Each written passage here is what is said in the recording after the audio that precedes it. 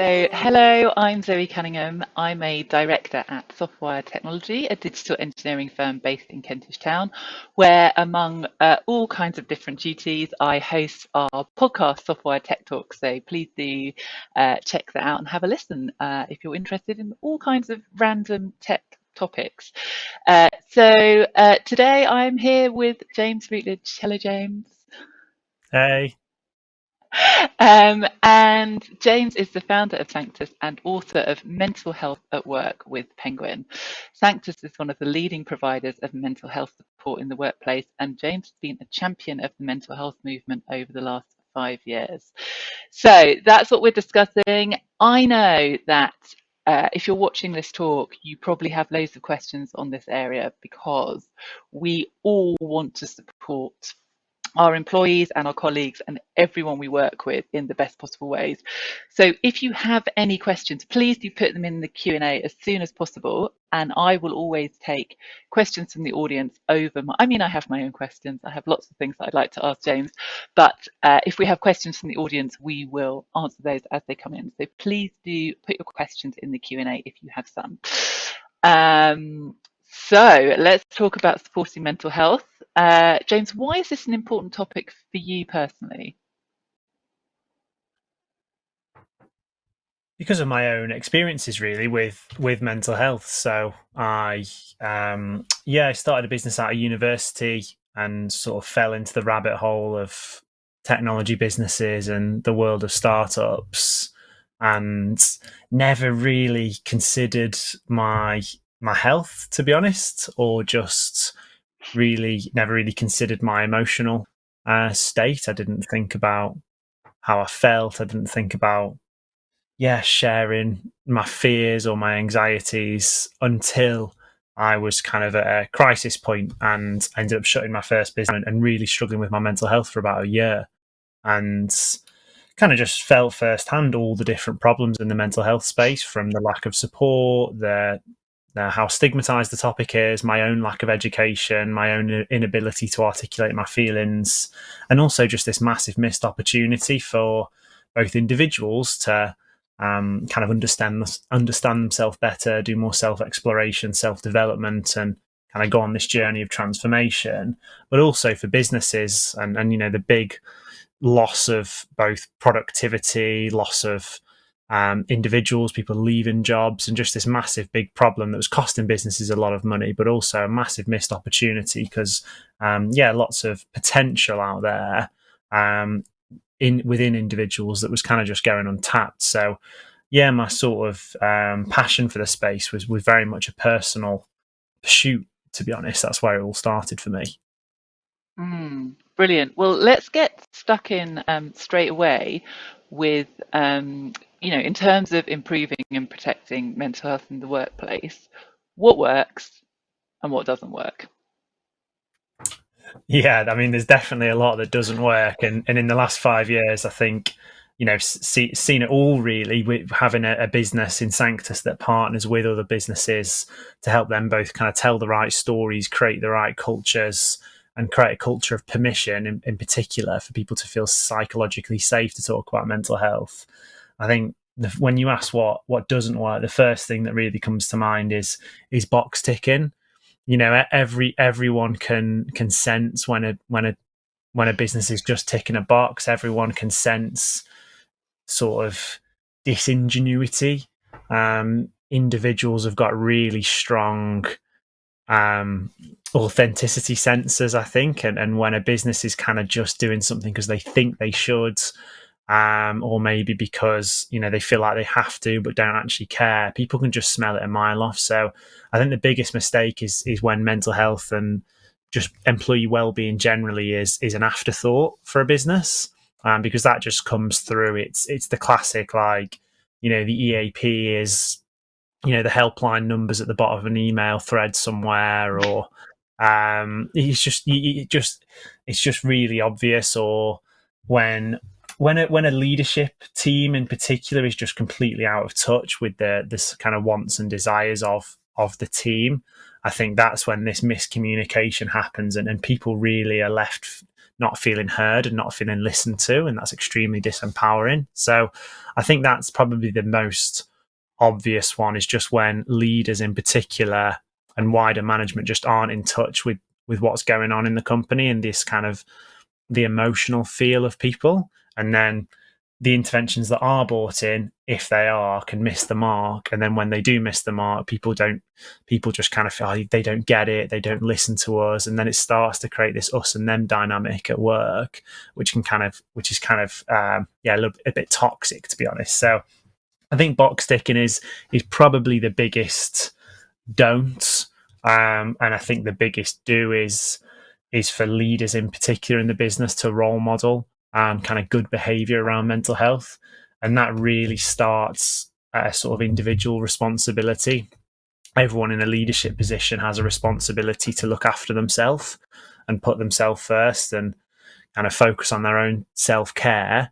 When they do that, not only will they hopefully be less stressed, less anxious, and more able to give and support, but they'll also be role modeling those kind of behaviors to their team. So, and then there's loads of examples of that, leaders that, actually take maternity or paternity, and then other people feel like they can do that too. Leaders that actually, don't send emails at 12 o'clock at night, so then people don't feel like they have to respond. And lots of different examples of this. Or even leaders, posting on Slack, I went for a run at lunchtime today. That's a small example of how we can sort of create cultures that reinforce this ability to bring more of ourselves to work. Not just being task orientated and just being ourselves, or just being that sort of work self, but bringing in this wider part of you. So I think the don't is tick boxing, or at least one of them, and then the do is definitely role modeling from leadership. And in fact, those are great broad do's and don'ts, aren't they? You say it's like one of each, but actually they're very, very broad, because the tick boxing leads to ineffective solutions and creating, like you say, this divide. There's nothing, well, in fact, it's worse to have someone introduce an ineffective intervention than no intervention, 100%. right? It actually just makes you feel, what's the point? Whereas I'm constantly astonished by how often leaders forget that role modeling applies to them. It just seems so easy to say, oh, no, you must have a work-life balance. But don't mind me, I'm just going to stay here for another 3 hours and finish this because I've got to get it done so you don't have to. And of course, it just sends entirely the wrong message. Sometimes, in fact, even the opposite message of, if you're junior, you can have a work-life balance. But if you want to progress, one of the signifiers is that actually you have to be busy and stressed and not taking care of yourself. So I think those are absolutely spot on. So have you got any kind of examples or maybe case studies of things that have worked?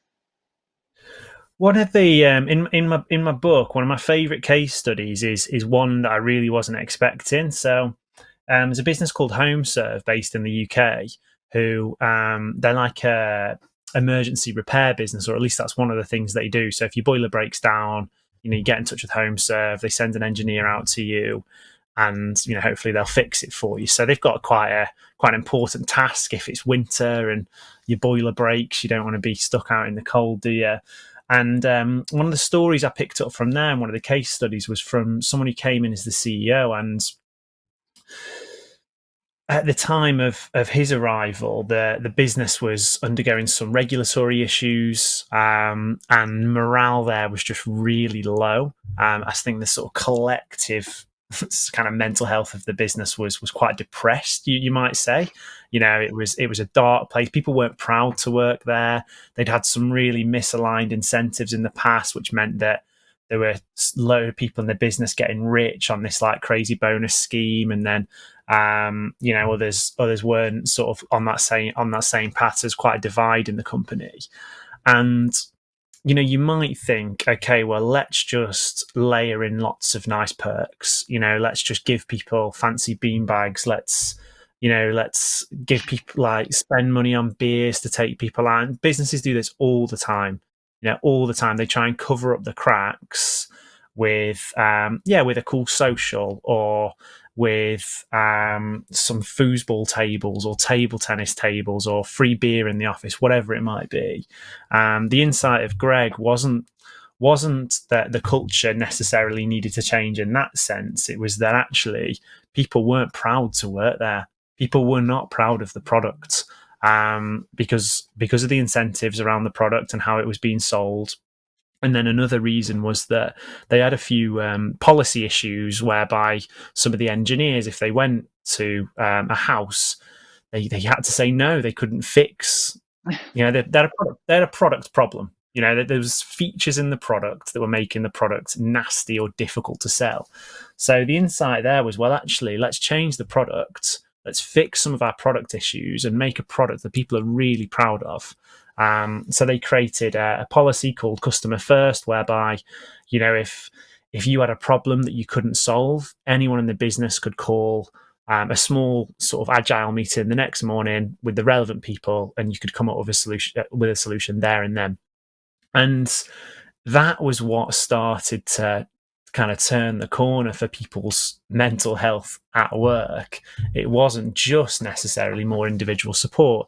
Now, there are case studies where people work in high stress environments, and actually what supports them is bringing in coaching for everyone, making therapy more available to people, or having a budget for people to spend on their mental health.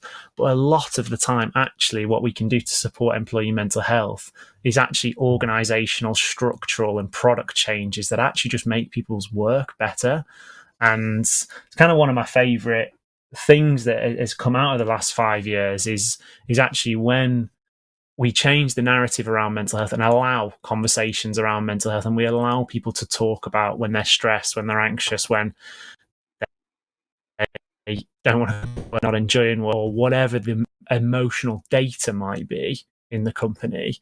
We can then start to create solutions and interventions that kind of solve those problems, as well as looking at numerical and empirical data. So I think that's just a good example of taking this holistic view to what's going on in a company, and not negating the kind of emotional sense that people have, bringing that in, and then we can create these really different and unique solutions that might be, okay, well, we need more resource in the marketing team, or we need to change this aspect of the product that the sales team can't sell, so it's stressing them out, or there's a really toxic manager, here that's creating a lot of issues. There's loads of things, 1,000,001 things that could be going on that could be impacting people's stress, anxiety, or sense of fulfillment at work.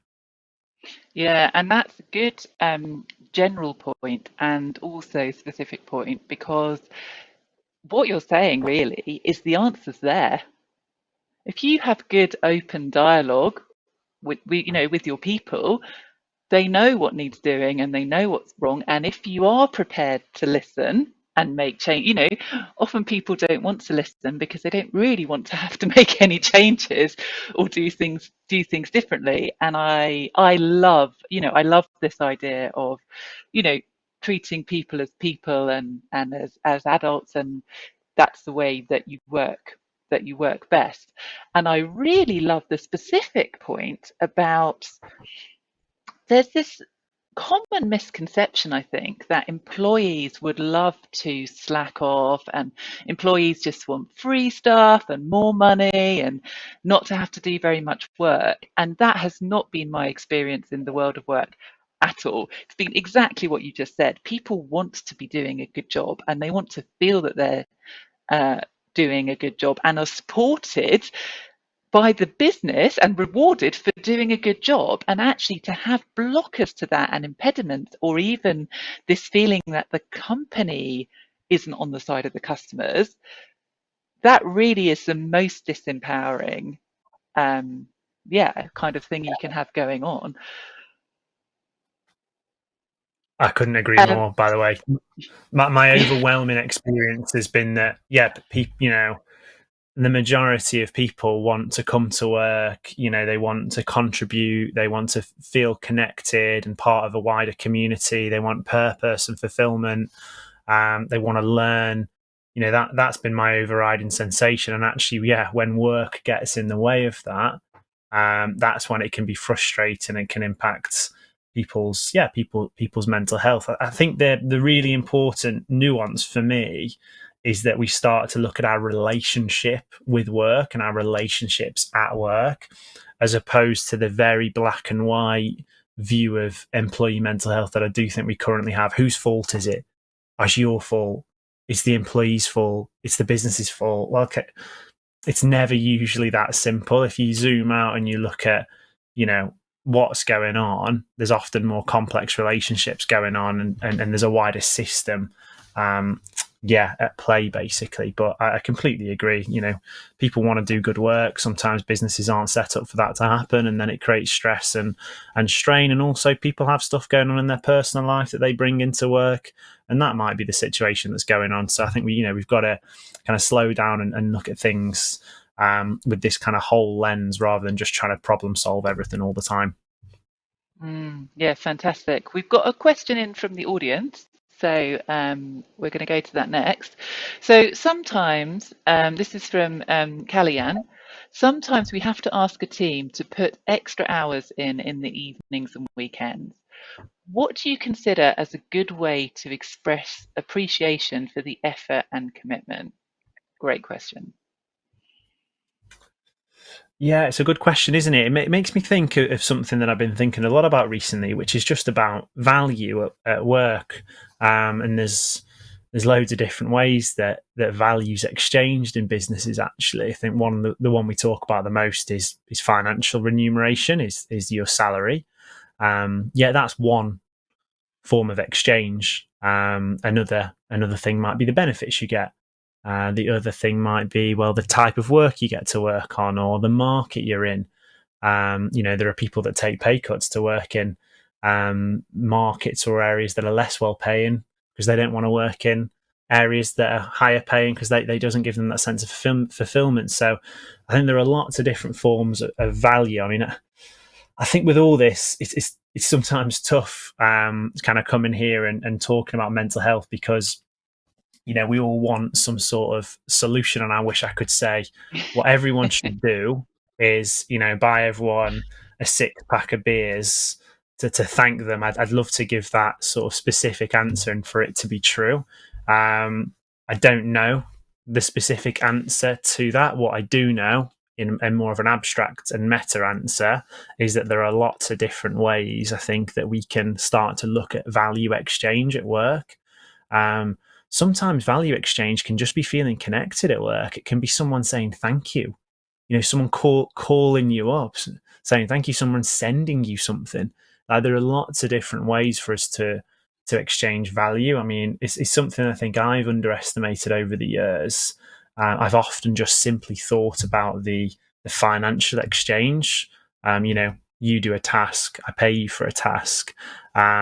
Whereas actually acknowledging someone, appreciating someone's efforts, recognizing someone or a group of people in a wider group. So whether it's a town hall, giving an appreciation to someone specifically so they can be seen and recognized by their peers, that's another form of exchange and value that you can really express an appreciation. So I think we can give appreciations in different ways. They could be bonuses, they could be gifts, but it could also be, giving someone a shout out on Slack and saying, like, really appreciate what X has been doing, and making sure everyone sees that. So I think there are lots of different ways to do it. I think, you can almost ask yourself that question, I suppose, and do a bit of reflection on it. And kind of figure out what works, I suppose, in your cultural setting. I wouldn't want to say, because I don't know the specifics, and I don't want to get creative on it. But I think there are lots of different ways to share appreciations, and they're all really valid, from a spot bonus all the way through to a Slack message. Sometimes a Slack message might even mean more. I don't know. Yeah, brilliant. Thanks, James. We've had another question come in. I think this is going to have to be our last question. So, how do you support work-life balance in remote-first teams? Another great question. It's the hot topic right now, I would say. I mean, I know some of us have worked remotely for much longer, and I think there are some people who probably feel really good at it. They've set their life up to work remotely. I think for a lot of people, and I definitely put myself in that bracket, just still haven't quite got the lifestyle kind of really to support a really effective, kind of productive working from home setup. If I look at me, I've moved out of London. I don't quite know where I am. I'm in and around, and my Wi-Fi is a bit rubbish here, and that sort of stuff. So I think some people are doing this for a while. I think it's a big problem because in terms of work-life balance, because the physical office used to act as a boundary, a physical boundary. You go to the office, you have that bodily sensation of leaving the house, closing the door, moving somewhere else, going to a different environment. Like for me, I used to work in Shoreditch. I know when I'm in Shoreditch, that's where I often I'm at it. I'm working hard. I'm in the grind, whatever you want to call it. And then I get on the tube, I step off at Putney Bridge where I used to live. It's a little bit quieter, and you had that sort of sensations of change and ritual. And when we're working at home, often all of that can go out the window, and it's just blended into one. So I think the biggest thing people can do, and I think people have to take personal responsibility for this, is to create boundaries and rituals in their life that support that sort of change in gear shift, essentially, from work to relaxing in the evening.